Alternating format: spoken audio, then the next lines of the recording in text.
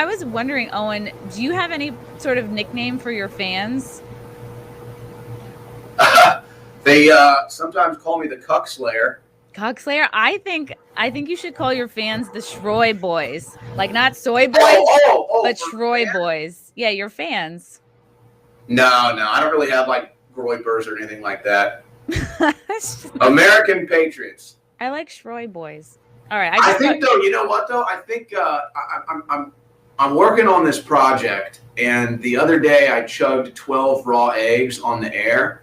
Ooh. And I'm really into fitness and training and athletics. I'm not like a bodybuilder or anything, but I like to stay in good shape and lift weights and play sports and stuff. And so I'm thinking though, maybe if this thing takes off and this raw egg craze takes off, which it kind of is right now. I was actually surprised how much feedback I got from slonking is the correct term. It's called slonking. Slonking 12 raw eggs on the air. So I did a lot of slonking in college. I don't think we're talking about the same thing though. Okay. But anyway, maybe Slonk Nation is what because I never really thought about naming my fans anything. I don't even consider having fans. I just consider them friends actually, or fellow patriots. So, but Slonk Nation, I may start deeming my fans, if you will, or my following Slonk Nation. I like Slonk Nation. Yeah, I heard you talking on one of your broadcasts that you have a new, I guess this is the new fitness-based project that you're working on. And it's funny, you're talking about like drinking raw eggs. That's like one of the oldest, I mean, like, wasn't like Jack LaLanne doing that or like Arnold Schwarzenegger drinking raw? That's been around forever. Yeah, that's the weirdest thing about it when I started looking into it, is that it is a well-known thing. It's well-known in Hollywood. Like, you'll see Hollywood stars just get jacked before a movie role in like 3 to 6 months. Aren't they on HGH? Like, aren't they definitely on steroids? Oh, I'm sure that there's all kinds of other things going on. I don't know about steroids because a lot of them know how bad that is for them. But maybe some HGH. But you're nuts. But I've seen multiple interviews with like Jamie Foxx and others. They're like, "What's the secret?" They all say raw eggs. You know, it's like he's chugging raw eggs in the Rocky movies. So it's like a well-known thing. Old bodybuilders did it, but I think and the reason. I think what it is, it's part of the larger demasculation of men and this soy boy phenomenon of putting soy in everything, getting men to stop eating meat, having them consume the soy so that they're more like women and they're not actually like men. And so I'm trying to reverse that trend. And so Swamp Nation and chugging raw eggs is just kind of like the old memory thing to bring it back. And it's something easy that anybody can do. I love that you are part of this fight to like bring back like masculinity, because there's so many forces just trying to squash you. Like it's a very hard time. It's a hard time to be a white guy. No, it's a hard time to be like any guy, because it's a hard time to be an American loving patriot. Here's the perfect example, Chrissy. Here's 3 stories that I think summarize how we got to this point. So I guess it was like 2 weeks ago, you heard the story about the woman getting raped on the Philadelphia train. Oh my God. Yeah, nobody helped. Everyone was just video recording it. So right. Okay. Well, Philadelphia, that is a strong Democrat, liberal, progressive area, right? I mean, those are probably all Democrats that are on that train watching a woman get raped. Then you had the video that you may or may not have seen of the New York train where a guy punches a woman in the face. I just saw that.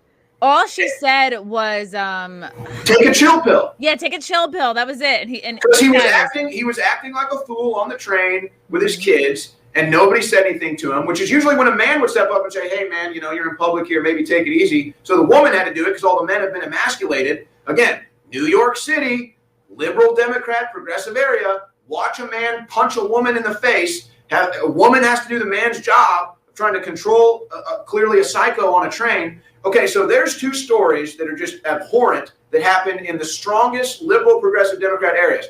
Now, you go out to Yuma, Arizona, and what happened? A guy goes into a convenience store with a gun, and what happened to him? He got his ass kicked by a man who said, "I'm not going to let this happen. I'm going to do the right thing." He knocked the gun out of his hand, he beat his ass and pinned him to the ground, got the cops called, and stopped the crime from happening. So can you make a correlation and be completely certain that it's all Democrats on the train in New York and Philadelphia that just let criminals run their lives and just sit by as a woman gets raped or sit by as a woman gets punched in the face? versus Yuma, Arizona, strong, conservative, red area, where a man says, no, I'm not going to let this happen. I'm going to step in and do something about it because I'm a man. I think it's a fair correlation to make, maybe not a conclusion, but I think it's a fair correlation to make. And again, it all gets back to what I'm saying. They destroyed masculinity. They demonized masculinity, and it's time to bring it back. And I got news for people too. And this could be the ultimate turning point, Chrissy, because we all know that really at the end of the day, the women rule the world. The vagina rules the world. I mean, come on, everybody knows it. Well, so as soon as men realize that being a liberal fop cuck is not attractive to women, but being masculine is, all of a sudden that tide, I think, is going to turn a little bit in the youth. Yeah, absolutely. It's like we might be friends with guys who are sort of like male feminists or whatever, or like theater kids, like whatever you want, but we don't respect you. Like we may not verbalize it, but it's like, at the end of the day, like women are really attracted to that. And that's why whenever you hear a guy being like, oh, why are women attracted to assholes? How come nice guys finish last? It's not about being nice or an asshole.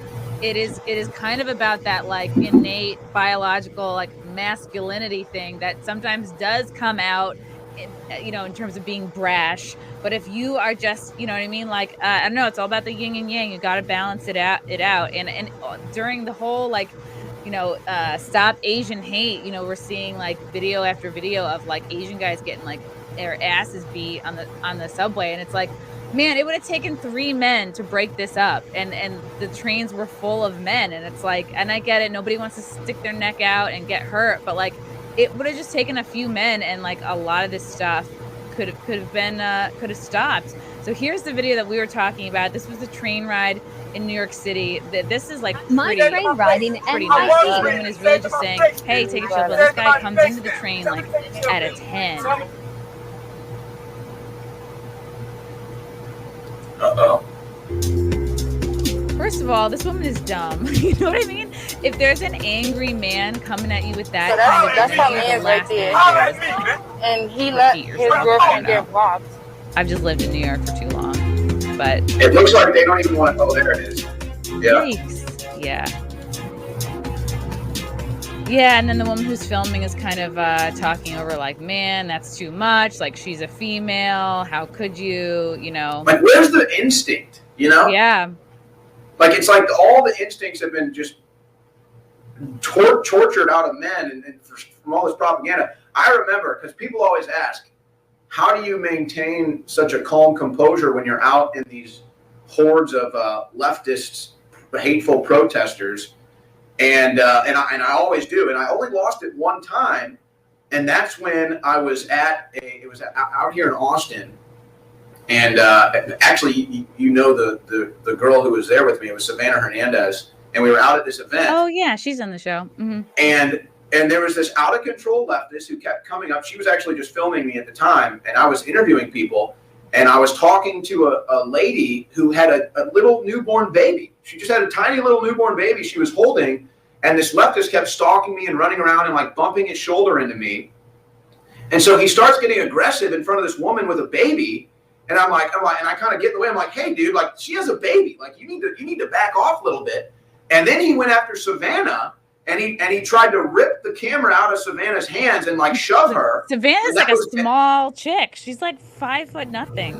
And that was the only time I ever lost it. Now, it didn't get on camera because he ripped the camera out of her hand and it ended up going to the ground. But I got physically confronted with that guy, and I took him to the ground, and we walked away afterwards. But it wasn't even that I wanted to do that. I didn't want that to be on camera. Obviously, I want to maintain my composure. But it was an instinct thing. It was like, okay, first you're going after a woman and her kid. Now you're going after another girl who's holding a camera, and it was just like an instinct. Like, you're going down, dude. And he was probably bigger than me too, but he was a soy boy, so it really didn't matter. But it's like, where is the instinct? Nobody even has the instinct. Like, you just saw a woman get punched in the face. Nobody. And you don't even have instinct to step in front of the guy.